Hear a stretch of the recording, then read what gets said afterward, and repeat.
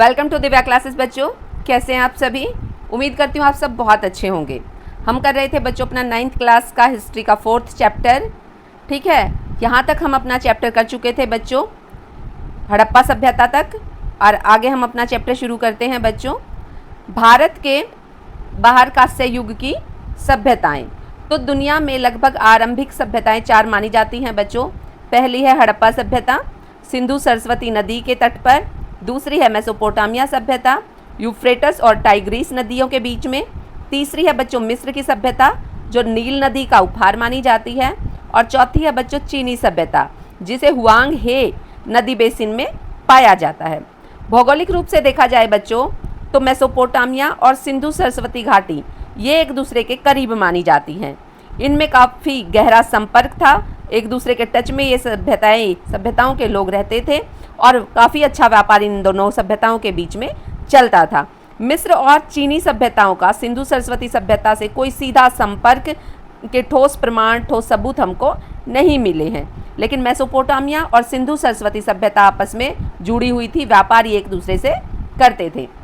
Mesopotamia सभ्यता बच्चों, Mesopotamia जो शब्द है वो ग्रीक भाषा का शब्द है, जिसका अर्थ होता है 2 नदियों के बीच की भूमि। यानी कि यूफ्रेटस और टाइग्रीस नदियों के बीच में जो सिंचित भूमि थी, जो उपजाऊ भूमि थी, उस पे मेसोपोटामिया सभ्यताओं का जन्म होता है। मेसोपोटामिया में अलग अलग समय पर कुल 4 सभ्यताओं का जन्म होता है बच्चों, एक एक करके हम जानेंगे। आज का जो क्षेत्र है बच्चों, जैसे कि इराक, कुवैत, तुर्की और ईरान का, ये मेसोपोटामिया के क्षेत्र में उस समय पे आता था। बहुत ज़्यादा उपजाऊ क्षेत्र ये था। लगभग 12,000 साल पहले यहाँ पे कृषि होना, यानी कि खेती करना यहाँ के लोगों ने शुरू कर दिया था। तांबे के औजारों का इस्तेमाल करने की जानकारी भी हमें यहाँ से प्राप्त होती है। अगले 2000 सालों में काफ़ी बड़े शहरों का यहाँ पर जन्म होता है, जिसको सिटी स्टेट कहा जाता है। सबसे पहले है बच्चों सुमेरियन सभ्यता। उर और सुमेर नाम के 2 शहरों का यहाँ पर जन्म होता है, जिससे जन्म होता है सुमेरियन सभ्यता का बच्चों। काफ़ी बड़े शहर यहाँ पर विकसित होते हैं, इन शहरों का जन्म होता है उर और सुमेर। सुमेरियन सभ्यता के लोग सबसे पहले वे लोग थे बच्चों जिन्होंने खेतों में सिंचाई के लिए बांध बनाए थे और नहरें खोदी थी। नहरों के द्वारा पानी ये खेतों तक लेकर गए थे। फिर यहाँ पर जो निर्माण करते थे बच्चों, ये अपने घरों का या कुछ इमारतें ये बनाते थे, तो उसमें कच्ची मिट्टी की ईंटें और पकी हुई मिट्टी की ईंटों का ये इस्तेमाल करते थे। पकी हुई ईंटें वे ईंटें होती हैं बच्चों जिनको आग में पकाया जाता है, और कच्ची ईंटें वे होती हैं जिनको बना के बस धूप में सुखाया जाता है। कई सारे देवी देवताओं की ये पूजा करते थे सुमेरियन सभ्यता के लोग, और काफ़ी बड़े बड़े विशाल मंदिर बने होते थे। हर एक शहर में अलग मंदिर होता था बच्चों, और इन मंदिरों को कहा जाता था बच्चों जिगुरात। यहाँ कई बार आपसे पूछा जाता है 2 नंबर में, इनको जिगुरात कहा जाता था। और शहर इसी मंदिर के इर्द गिर्द बसा होता था। सेंटर में मंदिर होता था, और मंदिर ही पूरे समाज की, पूरी सभ्यता के, शहरों के लोगों का जो जीवन है वो चलाता था। सभी आर्थिक गतिविधियां, सभी एक्टिविटीज़ मंदिरों से ही जुड़ी होती थी, यानी कि मंदिर ही उनको हैंडल करता था। मंदिर के हाथों में ही सारी पावर होती थी, जैसे खेती करना, व्यापार करना, सामान को इधर से उधर ले जाना, ये सभी मंदिर के लोगों द्वारा किया जाता था। मंदिर के अधिकार क्षेत्र में ये चीज़ें जुड़ी हुई होती थी। केवल जो उच्च पुजारी और पुजारिन होते थे वही मंदिर में प्रवेश कर सकते थे। हर कोई मंदिर के अंदर प्रवेश नहीं कर सकता था, क्योंकि समाज में ऊंच नीच के सबूत हमें मिलते हैं कि यहाँ पर जात पात में, ऊंच नीच में समाज बटा हुआ था सुमेरियन सभ्यता के अंदर। लेखन की शुरुआत भी सुमेरियन सभ्यता में होती है बच्चों। सबसे पहले सुमेरियन लोग करीबन, आप कह सकते हैं 3300 BC में इन्होंने लिखना शुरू कर दिया था, और ये पहले लोग थे जिन्होंने क्यूनिफॉर्म लिपि का आविष्कार किया था, इसका जन्म किया था। विश्व के सबसे पहले लोग सुमेरियन सभ्यता के लोग माने जाते हैं बच्चों, जिनको लिखने पढ़ने की कला आती थी। ये गीली मिट्टी की कुछ इस तरह की पट्टियाँ बनाते थे बच्चों, आप चित्र में देख सकते हैं इस तरह की, और इस तरह की ये इनकी लिपि होती थी, इस तरह से ये लिखते थे। करीबन 3000 BC तक क्यूनिफॉर्म जो है पूरे मेसोपोटामिया में अलग अलग भाषा बोलने वाले नगर राज्यों में इस्तेमाल होने लगी थी।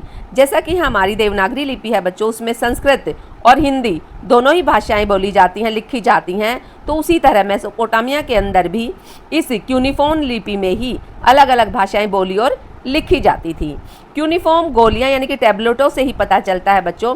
मेसोपोटामिया की पौराणिक कथाएं, वहाँ के महाकाव्य, भजन, कानून किस तरह से वहाँ पे थे, शिक्षा से जुड़ी हुई जानकारी भी, खेती से जुड़ी हुई जानकारी, किस तरह से के वहाँ कुम्हार काम करते थे, मोहरें बनाई जाती थी, खेती के जो मजदूर है वो किस तरह से काम करते थे, राजा क्या करता था, तो ये सभी तरह की जानकारी हमें इन लिपियों से मिलती है, क्यूनिफॉर्म टैबलेट से। इसके बाद आती है बच्चों अक्कादियन सभ्यता। ये सुमेरियन सभ्यता के बाद आती है। सुमेरियन सभ्यता से भी शक्तिशाली सभ्यता थी अक्कादियन सभ्यता बच्चों। ये सुमेरियन सभ्यता को भी पीछे छोड़ देती है। और अक्कादियन के जो लोग थे वो अक्कादियन भाषा बोलते थे, जो सुमेरियन भाषा से अलग थी, पर दोनों की लिपि एक ही थी, यूनिफॉर्म लिपि। अक्कादियन रिकॉर्ड दिखाते हैं बच्चों कि उन्होंने मेसोपोटामिया के अलग अलग क्षेत्रों पर सत्ता जमाई थी, यानी कि शासन किया था, और दुनिया का पहला जो राजवंशीय साम्राज्य है उसको स्थापित किया था। इसी दौर में इन्होंने रचनात्मक साहित्य का भी विकास किया था, यानी कि लिखने की जो कला थी उसका भी विकास किया था, और साहित्य यानी कि लिटरेचर का भी यहाँ पे जन्म हो चुका था। किताबें लिखी जाने लगी थी उन लिपियों के माध्यम से। अक्कादियन राजा जो सरगोन था उसने क्यूनिफॉर्म पट्टियों में दिलमुन, मगान और मेलुआ के साथ व्यापार का जिक्र किया है। मेलुआ यानी कि सिंधु सरस्वती सभ्यता, दिलमुन आज का बहरीन, मगान आज का ओमान प्रायद्वीप। व्यापार इनके बीच में क्या होता था बच्चों, इनके बीच में होते थे कीमती पत्थरों के मनके जो बनाए जाते थे मोती जैसे, उनका व्यापार होता था, हाथी दांत का व्यापार होता था, लकड़ी का व्यापार होता था, सोने का चूरा और शायद तांबे का व्यापार भी होता था। इसके बाद आती है बच्चों असीरियन सभ्यता। ये और भी ज़्यादा पावरफुल थी। मेसोपोटामिया की सभ्यता काफ़ी बड़ा साम्राज्य इन्होंने बनाया था। यहाँ की सबसे खास बात थी बच्चों कि ये लोग लोहे के मजबूत हथियारों का इस्तेमाल करते थे और बहुत बड़े बड़े विशाल रथों का उपयोग करते थे। इन्होंने एक विशाल साम्राज्य बनाया था और बहुत ही मजबूत सेना थी बच्चों असीरियन सेना। इन्होंने बहुत बड़ा मजबूत शासन चलाया था असीरियन सेना ने। अगला टॉपिक है बच्चों बेबीलोनियन सभ्यता। असीरियन के प्रभुत्व के दौरान बेबीलोनियन नामक नगर राज्य यहाँ पर बनता है और बहुत ज़्यादा शक्तिशाली ये सभ्यता मानी जाती है मेसोपोटामिया की। यहाँ के राजा थे बच्चों हम्मुराबी और इन्होंने काफ़ी योगदान दिया बेबीलोनियन सभ्यता को विकसित करने में। उन्होंने अपने पड़ोसी क्षेत्रों पर विजय प्राप्त की, उनको हरा दिया और बहुत बड़े साम्राज्य की स्थापना की। हम्मुराबी का सबसे बड़ा योगदान है बच्चों कोड ऑफ हम्मुराबी, यानी इन्होंने कानूनों की, नियमों की एक श्रृंखला बनाई जिसके हिसाब से यहाँ के जो नागरिक हैं, यहाँ का समाज है वो आचरण करेगा, यानी कि वो चलेगा। इस तरह के नियम इन्होंने बनाए जो पूरे साम्राज्य में लागू हुए और आगे भी कई जो कानूनी प्रणालियाँ चली इस सभ्यता के दौरान उनको भी इन्होंने आधार दिया। 1400 BC तक बेबीलोनियन की जो सभ्यता है बच्चों वो अपना जो प्रभुत्व था, जो उसका राजपाट था, वो धीरे धीरे से खत्म होना शुरू हो जाता है। इसके मुख्य कारण है बच्चों हिटाइट्स। हिटाइट्स का मतलब है बच्चों इंडो यूरोपियन लोग, जिन्होंने यहाँ पर बहुत सारे हमले किए जिसके कारण ये जो साम्राज्य है धीरे धीरे से टूटना शुरू हो जाता है।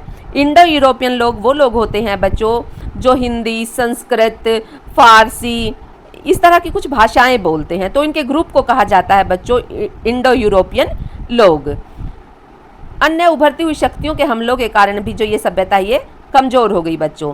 दूसरा कारण था बच्चों बढ़ता हुआ पर्यावरणीय क्षरण, यानी कि जो पर्यावरण था वो भी काफ़ी धीरे धीरे जाके खराब होना शुरू हो जाता है। खेती की ज़मीन पर दबाव बनता है क्योंकि जनसंख्या बहुत ज़्यादा बढ़ जाती है और जो खेती योग्य भूमि होती है वो बहुत कम होती है, जिससे भी इस सभ्यता पर बुरा असर पड़ता है। फिर है बच्चों आंतरिक राजनीतिक आर्थिक समस्याएं।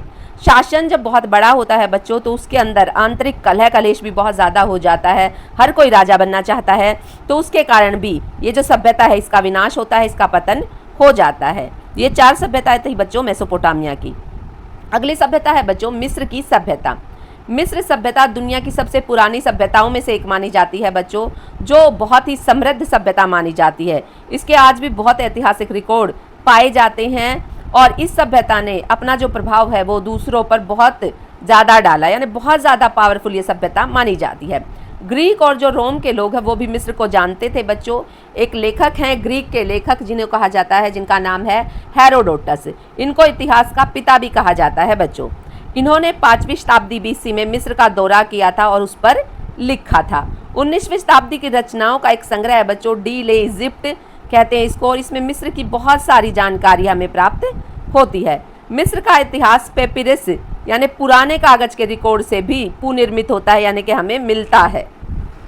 पेपिरस एक पौधा होता था बच्चों मिस्र में, जिसको काट के उसका तना इस्तेमाल किया जाता था, उसको सुखाया जाता था और फिर कागज की तरह, पेपर की तरह उसका इस्तेमाल किया जाता था। और ऐसे पेपिरस पाए जाते हैं मिस्र के इतिहास में, जिसमें मिस्र का पूरा इतिहास, पूरी जानकारी हमें प्राप्त होती है। ये जो कागज होता था बच्चों पेपिरस पौधे का, ये बहुत मजबूत कागज होता था, ये आज भी सुरक्षित पाया जाता है। मिस्र में बहुत सारे पुस्तकालय थे बच्चों। इन पुस्तकालयों में पेपिरस कॉर्ल यानी कि पांडुलिपि जिनको कहते हैं वो पाई जाती हैं, और उनमें बहुत सारी कहानियाँ पाई जाती हैं। जैसे एक जार में वहाँ पे पाई सिंदबाद द सेलर की कहानी, जो आपने टीवी पर भी कई बार देखी होगी। ये सबसे पुरानी कहानी मिलती है बच्चों। फिर इसमें जानवरों की कहानियाँ पाई जाती हैं, भूत प्रेत, चमत्कार, रोमांटिक कहानियाँ, और सिंड्रेला जो आपने सुनी होगी बच्चों की बहुत फेवरेट कहानी है, ये भी मिस्र की सभ्यता में ही पाई गई है। इस कहानी का परिचय भी हमें वहीं से मिलता है। मिस्र लिपि कैसे डिकोड हुई बच्चों? 1799 में फ्रेंच के एक सेना के इंजीनियर थे जो पियरे बुरशाद को मिस्र में एक किले की मरम्मत करते समय बच्चों एक रहस्यमय लिखावट वाला बड़ा काला पत्थर मिलता है। इस पर 3 तरह की लिपियाँ लिखी गई थी बच्चों। चूँकि लोग ग्रीक पढ़ सकते थे तो ये बहुत बड़ी सफलता थी उस समय। जैसे किसी खोई हुई भाषा की 2 भाषाएं यानी द्विभाषी शब्दकोश प्राप्त हो गया हो। 1822 में बच्चों फ्रांस के एक विद्वान थे जिन्होंने इस लिपि को डिकोड किया, और उनका नाम था बच्चों जीन फ्रांसवा शैम्पोलियन। इन्होंने इस लिपि को डिकोड किया, इसको इन्होंने पढ़ना शुरू किया। फिर मिस्र के जो लोग हैं बच्चों वो एक कैलेंडर का भी इस्तेमाल करते थे। इनके हिसाब से 3 मौसम होते थे और हर एक मौसम में 4 महीने होते थे, जैसे कि इंडेशन यानी कि पतझड़, पेरेट यानी कि सर्दी, शेमू यानी कि गर्मी। साल के 365 दिन होते थे बच्चों इनके कैलेंडर में, और काफ़ी सटीक ये कैलेंडर इनका माना जाता है। मिस्र सभ्यता का विकास करीब 3000 BC तक मिस्र में नए नगर राज्यों का उदय हो जाता है बच्चों। सिटी स्टेट यहाँ पर बन जाती हैं। बढ़ती जनसंख्या और संसाधनों की उपलब्धता के कारण भी ये शहर बहुत बड़े हो जाते हैं। नील नदी हर गर्मी में बाढ़ लेकर आती थी, जिससे उपजाऊ जो काली मिट्टी है जिसको केमेट कहा जाता है ये आ जाती थी, जो खेती के लिए बहुत ही उपयोगी मानी जाती थी। लगभग 5000 साल पहले किसानों ने खोजा कि खाई खोदकर या नहरें खोदकर पानी को खेतों तक लाया जाए और जलाशयों में, तालाबों में उस पानी को स्टोर किया जाए। बाढ़ों के बीच के दिनों को गिनकर मिस्रवासियों ने कैलेंडर विकसित किया था बच्चों। जब भी बाढ़ आती थी तो ये उस बाढ़ के बीच के दिनों को काउंट करते थे और फिर इस तरह से ये अपने कैलेंडर को बनाते हैं। खाई खोदने और बांध बनाने के लिए सामूहिक प्रयास करते थे बच्चों, यानी कि जितने भी लोग होते थे समाज में वो सभी इस काम में योगदान देते थे। यहीं से मिस्र के अंदर स्थानीय शासन की और फिर प्रशासनिक शासन की शुरुआत होती है। मिस्र में शासन का सबसे आरंभिक रूप माना जाता है बच्चों, यानी कि सरकार कैसी होगी, कानून किस तरह से बनाए जाएंगे, यह आरंभिक रूप यहाँ पे माना जाता है। पैरो और पिरामिड, पिरामिड के लिए भी मिस्र को जाना जाता है बच्चों। समय के साथ शक्तिशाली शासक जिसको पैरो कहा जाता था, मृत्यु के बाद पैरो को गहराई में दफनाया जाता था बच्चों, और जो दफन कक्ष होता था, जो मकबरा होता था, उस पर एक आयताकार संरचना जिसको मस्तबा कहा जाता था वो रखी जाती थी, और धीरे धीरे एक के बाद एक ऊपर ये रखते चले जाते थे और एक पिरामिड की शेप बन जाती थी। पिरामिड इसलिए बनाए जाते थे बच्चों क्योंकि मिस्रवासी जो है वो मृत्यु के बाद भी जीवन में विश्वास रखते थे। ये जब राजा मर जाता था बच्चों तो उसके शरीर का मम्मीकरण करते थे, उसको स्टोर करके रखा जाता था। मिस्र के जो लोग हैं बच्चों वो मम्मीकरण किस तरह करते थे, शरीर के सभी आंतरिक हिस्सों को बच्चों वो निकाल दिया करते थे, केवल दिल को छोड़कर। इनका मानना था कि दिल से जो मनुष्य होता है, जो मानव होता है, उसके समझने की, सोचने की, दिल से जुड़े होने की मान्यता इनकी थी। फिर ये एक नमक जिसको नेट्रॉन कहा जाता था उसमें शरीरों को दबा के रखा जाता था लगभग 40 दिन तक, और ताकि ये जो नेट्रॉन है ये शरीर की नमी को सोख ले, शरीर सड़े गले नहीं। और फिर उसको धो के सुखाया जाता था और फिर कुछ सुगंधित तेल उस पर लगाए जाते थे, मोम लगाया जाता था, और एक बहुत कॉटन का सॉफ्ट कपड़ा होता था जिसको लीलन बोला जाता है, उसकी सैकड़ों पट्टियों से शरीर को बांध दिया जाता था और फिर अनुष्ठानों से, कुछ क्रियाओं से, कुछ पूजा पाठ से उनको ताबूत के अंदर दफना दिया जाता था। इसी प्रक्रिया को कहते हैं बच्चों ममीकरण। मिस्र के जो लोग हैं वो तैराकी, कैनाइंग, बोर्ड के गेम और गीत संगीत में भी बहुत आनंद लेते थे। बहुत शौक इनको था, ये इनके मनोरंजन के साधन थे। त्योहार मिस्र संस्कृति के केंद्र में होते थे। देवताओं और पैरों के शासन को समर्पित हर देवता का अलग त्योहार होता था जिसमें उनकी मूर्तियों को घुमाया जाता था, जिसको सिस्ट्रम नामक वाद्य यंत्र उस समय बजाया जाता था। सेंट फेस्टिवल, राजा के सिंहासन पर जब 30 साल हो जाते थे उसको सिंहासन पर बैठे हुए, तो ये सेंट फेस्टिवल त्योहार मनाया जाता था। चीनी सभ्यता बच्चों, द चाइनीज सिविलाइजेशन। चीनी सभ्यता हुआंग हे और यांगत्चे नदियों के किनारे फली फूली हैं। इन दोनों नदियों के आसपास चीनी सभ्यता पाई जाती है। यहाँ पर घाटियाँ करीब 7000 BC की आरंभिक समय में पाई जाती हैं, यानी कि नवपाषाण कालीन समय में इन संस्कृतियों का जन्म होता है। नवपाषाण कालीन संस्कृतियों के सबूत चीन से मिलते हैं। करीब 2000 BC में तांबा और कांसा धातु के इस्तेमाल करने के सबूत भी चाइनीज सभ्यताओं से प्राप्त होते हैं। लेकिन केंद्र के जो शहर होते थे इनके, वो करीब 1600 BC के आसपास उभरे थे। कृषि बहुत ज़्यादा अच्छी की जाती थी चाइनीज सभ्यता के अंदर और धातु का इस्तेमाल भी बहुत अच्छे से ये जानते थे। इससे पहले चीनी कांस्य युग साम्राज्य का उदय माना जाता है। 600 BC तक माना जाता है कि लोहे का जो उपयोग है वो चीन सभ्यता के लोग करने लगे थे। पूरे चीन में लोहा लोकप्रिय हो चुका था और यहीं से माना जाता है कि चीनी लोह युग की शुरुआत हो चुकी थी। हमें चीन के बारे में कैसे पता चलता है? चीन के पास प्रचुर ऐतिहासिक रिकॉर्ड हैं, यानी कि बहुत सारे ऐसे स्रोत, ऐसे सबूत हैं जहां से चीन की सभ्यताओं के बारे में पता चलता है। क्योंकि जो इनके अधिकारी होते थे, चीन के इतिहासकार होते थे, वो लिखित रिकॉर्ड बहुत ज़्यादा लिखते थे, वो घटनाओं को लिखते थे। चीन की जानकारी का सबसे पुराना जो स्रोत है बच्चों, उसको कहते हैं ओरेकल। ओरेकल जानवरों की हड्डियों और कछुए के खोल पर इस तरह से, ये जो कछुए का खोल है बच्चों, इस पर लिखा गया है। जानवरों की हड्डियों पर ऐसे तड़का के कुछ बनाया गया है, इन पर लिखा गया है। तो यहाँ से चीन की जानकारी, चीन की सभ्यता की जानकारी हमें मिलती है। इन हड्डियों को गर्म करके तड़कने पर बनी दीवारों के आधार पर जो चाइनीज़ विद्वान होते थे वो भविष्य की भविष्यवाणी करते थे और यहीं से इनके बारे में पता चलता, क्योंकि इन हड्डियों पर लिखा जाता था बच्चों। ये आज हमें आरंभिक चीनी लोगों की उम्मीदों, इच्छाओं और डर के बारे में बताते हैं, ये सारे के सारे सबूत। महान दीवार, the great wall of China, यह करीब 2000 साल लंबे समय में बन के तैयार हुई थी। कुछ इस तरह से ये दीवार दिखती है बच्चों। इस पर लगभग 10 लोग एक साथ चल सकते हैं। शुरुआत में 680 BC में झोउ जो राजवंश था उन्होंने इसका निर्माण करवाया और कुछ अन्य राजवंशों ने भी इसका निर्माण करवाया। इन राजवंशों ने खानाबदोश जातियों के हमलों से बचाव के लिए इन दीवारों का निर्माण करवाया था, जिन्हें बाद में जोड़ दिया गया। ये कुछ अलग अलग दीवारें थी जिनको बाद में जोड़ दिया गया। 21,000 किलोमीटर ज़्यादा ही है, ये 21,000 किलोमीटर से ऊपर ही इसकी लंबाई मानी जाती है। रेशम मार्ग, सिल्क रूट, जिसके लिए चीनी सभ्यता को जाना जाता है। रेशम यानी कि सिल्क, चीन में नवपाषाण काल से ही इस रास्ते को जाना जाता है। कांस्य युग में एक महत्वपूर्ण रास्ता था शिल्पकला के लिए। यहाँ से बहुत सारे जो लोग हैं बच्चों, वो उनका आना जाना होता था। सभ्यताओं के जो लोग हैं, संस्कृतियों में जो प्रचार प्रसार हुआ है वो इन्हीं रास्तों के कारण हुआ है। दूसरी शताब्दी BC में हान राजवंश के दौरान रेशम बाहरी व्यापार की प्रमुख वस्तु बन गया था। हान राजवंश चीन का बहुत ही फेमस राजवंश है, जिसके समय में रेशम का व्यापार होता था मध्य एशिया और यूरोप तक, और रेशम मार्गों से ही ये लोग चीन के अंदर, भारत के अंदर आते थे। इतना ही जिससे इस रास्ते का जो व्यापार था, इसी के नाम से इस रास्ते का नाम पड़ गया रेशम मार्ग, सिल्क रूट इसको कहा जाता है। 1500 BC तक चीनी कांस्य युग समाज अत्यधिक स्त्रीकृत था, मतलब इसमें ऊंच नीच देखी जा सकती है समाज के अंदर। इसमें शीर्ष पर शासक वर्ग था, फिर कुलीन, अभिजात वर्ग, उसके बाद आते हैं किसान, फिर आते हैं मजदूर। आगे चलने वाली चीनी सामाजिक जो पदानुक्रम था उसकी नींव यहीं से रखी जाती है। इस दीवार के बारे में मैं आपको एक रोचक जानकारी देती हूँ बच्चों।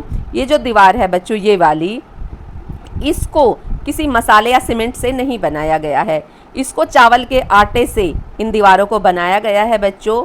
और ये दीवारें आज भी इतनी मजबूत हैं कि इतने सालों बाद भी ये मजबूती से खड़ी हुई हैं। लगभग 10 लोग इस पर चल सकते हैं, इतनी ये चौड़ी है और काफ़ी लंबी है। ये 21,000 किलोमीटर से ज़्यादा लंबी ये दीवार है और चावल के आटे से इस दीवार को बनाया गया है, ईंट और चावल के आटे से। थैंक यू बच्चों, आपका चैप्टर हो गया है कंप्लीट। इतिहास का हमारा पूरा चैप्टर कंप्लीट हो गया है। जो बच्चे नए हैं चैनल पर, प्लीज़ चैनल को सब्सक्राइब करें, वीडियो को लाइक करें। मिलते हैं अगली ही एक अच्छी सी यूज़फुल वीडियो के साथ। Thank you.